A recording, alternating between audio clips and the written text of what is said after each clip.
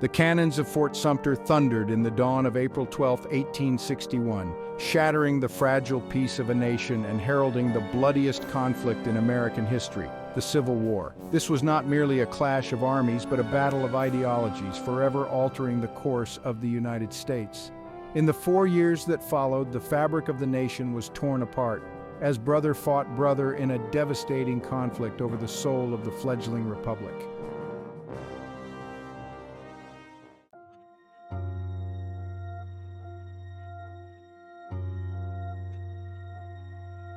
The American Civil War was not an abrupt upheaval, but a culmination of escalating tensions that brewed for decades.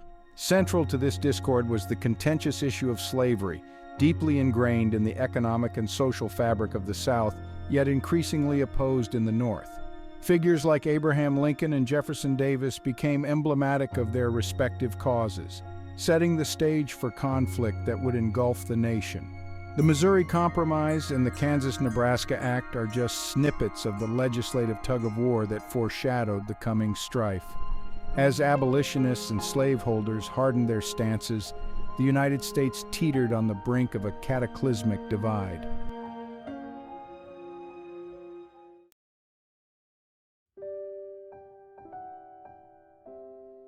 Harriet Beecher Stowe, an ardent abolitionist and author, played a pivotal role in shaping public opinion about slavery in the years leading up to the American Civil War. Her most influential work, Uncle Tom's Cabin, published in 1852, became a monumental force in the abolitionist movement. The novel's vivid portrayal of the brutal realities of slavery struck a chord with readers across the North, galvanizing anti-slavery sentiments. Uncle Tom's Cabin sold over 300,000 copies in its first year and was translated into multiple languages, making it an international sensation. It is said that when Abraham Lincoln met Stowe in 1862, he remarked, "So you're the little woman who wrote the book that started this great war?" Stowe's legacy endures as a reminder of the enduring fight against oppression and the transformative power of empathy and moral courage.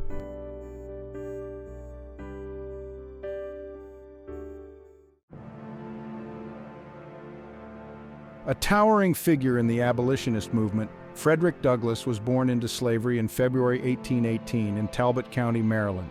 His escape to freedom in 1838 marked the beginning of a lifelong crusade against slavery. Douglass's eloquence quickly elevated him to prominence within the abolitionist community. Through his autobiography, Narrative of the Life of Frederick Douglass, he exposed the brutal realities of slavery, stirring the nation's conscience. His newspaper, The North Star, became a beacon of hope and a platform for anti-slavery discourse. Douglass's meetings with President Abraham Lincoln underscored his national impact.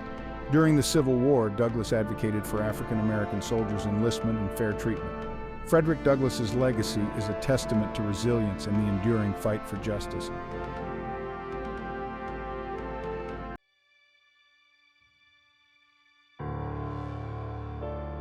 The secession of South Carolina on December 20, 1860, marked the beginning of the Confederacy, a union of Southern states intent on preserving their right to own slaves. Quickly followed by other states, this movement set the stage for conflict. With the bombardment of Fort Sumter in Charleston on April 12, 1861, Confederate forces signaled the onset of hostilities. President Abraham Lincoln's call for 75,000 volunteers to suppress the rebellion transformed a regional dispute into a full-scale war. The North, rallying under the banner of preserving the Union, faced a South staunch in its defense of what it termed states' rights, a euphemism often tied directly to the institution of slavery. The reaction to Fort Sumter's fall was immediate and polarizing. While Northern states prepared for war, the Southern public, ignited by a sense of betrayal and encroachment on their liberties, supported the push for a separate nation.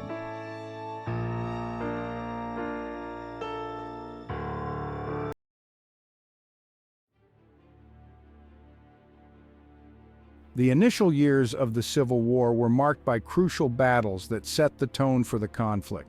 The First Battle of Bull Run, or Manassas, was the first major land battle, resulting in a chaotic retreat for Union forces which shattered Northern illusions of a swift victory. The Battle of Antietam, meanwhile, was the bloodiest single-day battle in American military history and provided President Lincoln the opportunity to issue the preliminary Emancipation Proclamation. The Battle of Shiloh, another significant confrontation, resulted in a staggering number of casualties and demonstrated the brutal reality of the war. These early engagements were not just military events, but were also crucial in shaping public opinion and military strategy. They revealed the dire need for better trained troops and more effective management within both the Union and Confederate armies.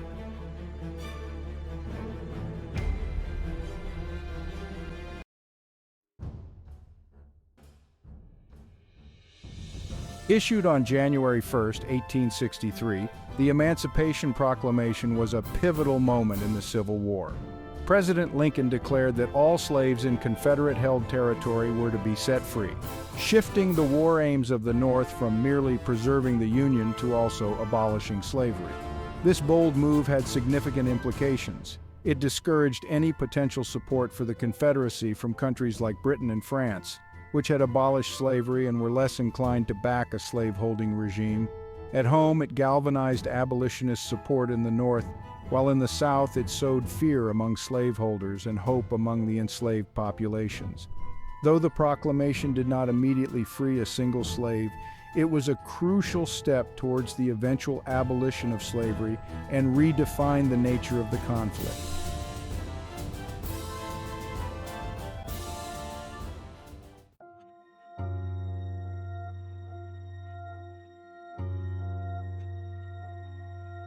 The Civil War significantly altered life on the home front, particularly in the economic sphere.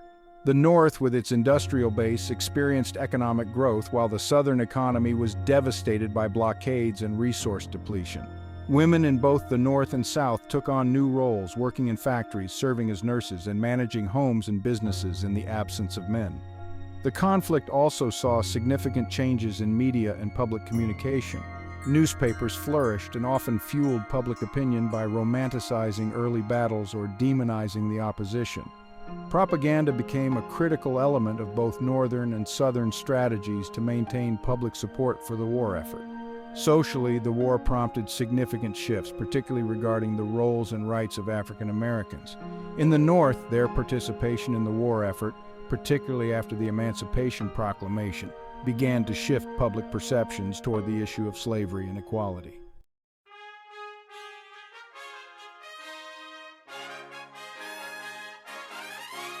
The year 1863 proved pivotal in determining the Civil War's outcome. The Battle of Gettysburg, fought from July 1st to July 3rd, was a significant defeat for the Confederacy and marked the last major attempt by Confederate General Robert E. Lee to invade the North. This three-day battle resulted in massive casualties on both sides and is often considered the turning point of the war due to its psychological and strategic impacts. Simultaneously, the Union's victory at Vicksburg on July 4, 1863, after a prolonged siege, gave the Union control over the Mississippi River, effectively bisecting the Confederacy and cutting off Confederate states west of the river from those in the east. These twin victories, occurring around the same time, significantly boosted Northern morale and international perception of the Union's position. These crucial Union victories marked the beginning of a shift in momentum. The Confederacy, stretched on resources and increasingly isolated, began to lose its grip on the war.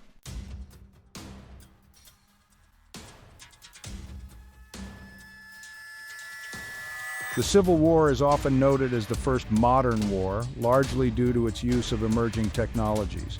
Railroads and the telegraph, for example, transformed logistics and communication, allowing for faster troop movements and real-time strategic decisions. The introduction of ironclad ships revolutionized naval warfare, marking the beginning of the end for wooden warships.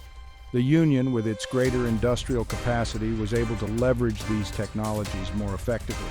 The use of railroads to transport troops and supplies, and the telegraph to maintain communication lines, gave the North a distinct strategic advantage. This era of warfare also saw the introduction of more advanced artillery and small arms, which increased the lethality of battle and the scale of casualties. The concept of total war characterized by the targeting of civilian resources and infrastructure as a way to pressure governments to capitulate, was notably exemplified by Sherman's March to the Sea. This approach marked a significant shift in military strategy and had profound implications for warfare and civilian suffering.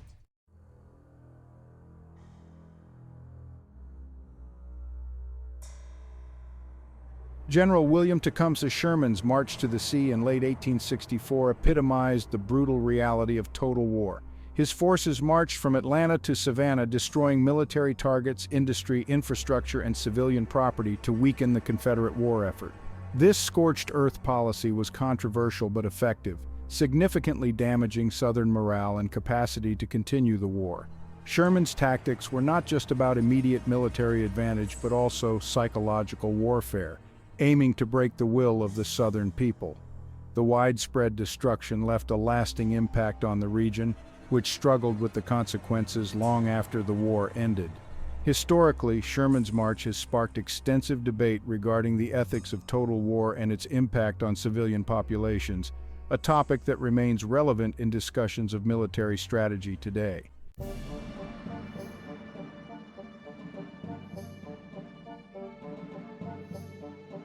Despite the ongoing war, the presidential election of 1864 proceeded, with Abraham Lincoln securing a second term. This election was significant as it occurred during a tumultuous time when the war's outcome was still uncertain. Lincoln's victory against his former top general, George B. McClellan, who ran as the Democratic candidate, was aided by the recent Union victories which boosted public confidence in his leadership.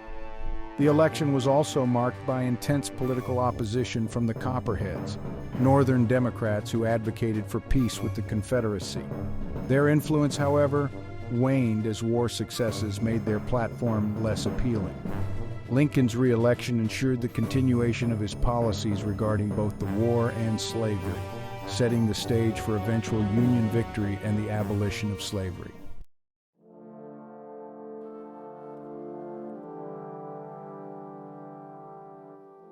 The final year, 1865.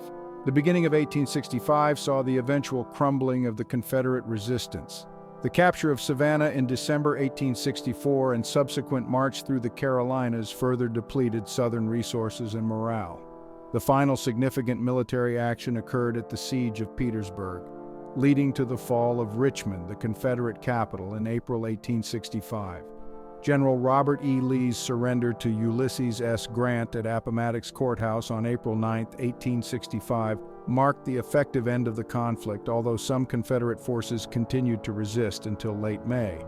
The terms of surrender were generous, with Grant allowing Lee's men to return home with their personal possessions. This year not only saw the conclusion of the war, but also the tragic assassination of President Lincoln, an event that shocked the nation and added complexity to the already daunting task of Reconstruction.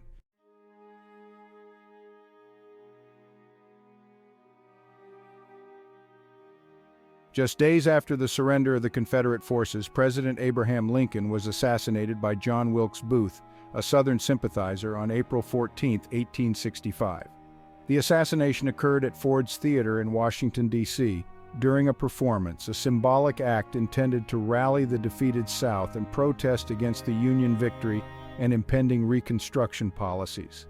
Lincoln's death plunged the nation into deep mourning and marked a significant setback for the Reconstruction effort, as his vision for a lenient reunification of the nation clashed with more radical approaches within his own party. His successor, Andrew Johnson, faced significant challenges in navigating the post-war political landscape, complicating the nation's healing process. This event underscored the enduring divisions within the country and the profound impact of Lincoln's leadership on the nation's history.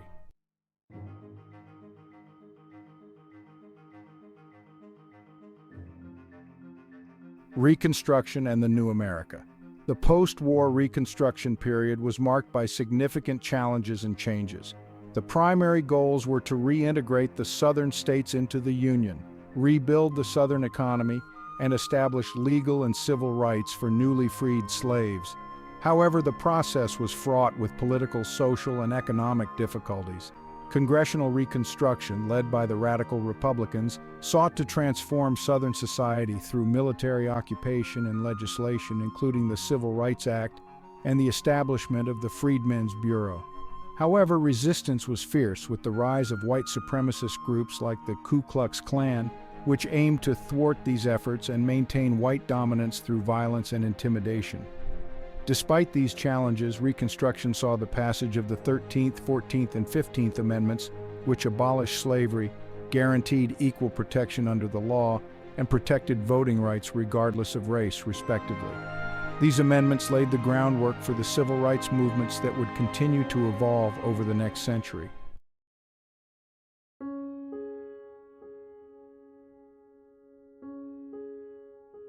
Today, the American Civil War is often reflected upon as a crucial juncture in American history, a conflict that tested the limits of the American experiment in democracy and civil rights. The issues at the heart of the war, particularly concerning racial justice and federal versus state sovereignty, continue to resonate in contemporary political and social debates. The lessons of the Civil War emphasize the importance of dialogue and legal frameworks in resolving disputes and injustices. They also highlight the dangers of division and the value of a unified approach to national challenges. Controversies remain, particularly regarding the commemoration of the Confederacy in public spaces and the interpretation of its legacy. These discussions reflect the ongoing struggle to reconcile the war's history with modern values and the pursuit of a more inclusive and equitable society.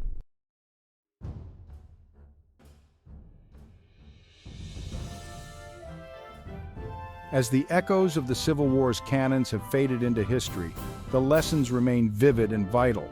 The war not only reshaped the American political and social landscape, but also tested the durability of its constitution and ideals. The aftermath, particularly the Reconstruction era, highlighted the challenges of healing and integrating a deeply divided nation. This historical episode underscores the importance of unity and the dangers of allowing divisive ideologies to fester unaddressed. As America continues to navigate its diverse and often divided landscape, the Civil War serves as a poignant reminder of the cost of division and the enduring value of striving toward unity and justice for all citizens. Reflecting on the Civil War thus serves not only as an exercise in historical recall, but also as a call to address the lingering divides and continue the work of building a more perfect union.